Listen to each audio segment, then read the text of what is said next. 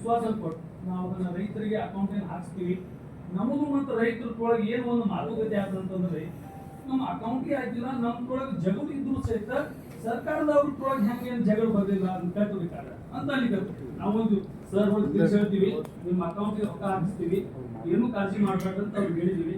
ಇನ್ನೊಂದ್ರಿ ಅದಕ್ಕೆ ನಾವೇನಂತೀವಿ ಅಂತಂದ್ರೆ 9 months ಆಯ್ತು ಬಸೂರ್ತೆ ಗ್ರಾಮದೊಳಗೆ 70 acre ಕಂಪ್ಲೀಟ್ ಎಲ್ಲಾದ್ರೂ ತಗೊಂಡು ಹೆಬ್ಬಾಳ್ಕರ್ ಮೇಡಮ್ ಅವರು ಏನ್ ಮಾಡಿದ್ರು ಅಂತಂದ್ರೆ ಅವ್ರಿಗೆಲ್ಲ ಹೇಳು ಕರೆ ಅದನ್ನ ರೊಕ್ಕ ಕೊಡಿಸ್ರಿ ನಮ್ಮ ರಿಕ್ವೆಸ್ಟ್ ಅದ್ರಿ, ಅದೊಂದು ಆಗ್ತದೆ.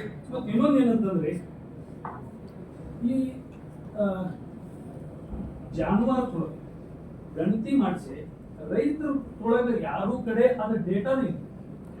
ಸರ್ಕಾರದೊಳಗ ಏನಾರ ಒಂದು ಬೇಕಲ್ರಿ, ರೈತರೊಳಗ ಜಾನುವಾರು ಎಷ್ಟವ, ಡಾಕ್ಟರ್ ಯಾರು ಬಂದ್ರು, ಚೆಕ್ ಯಾರು ಮಾಡಿದ್ರು, ಅದಕ್ಕಾಗಿ ಒಂದು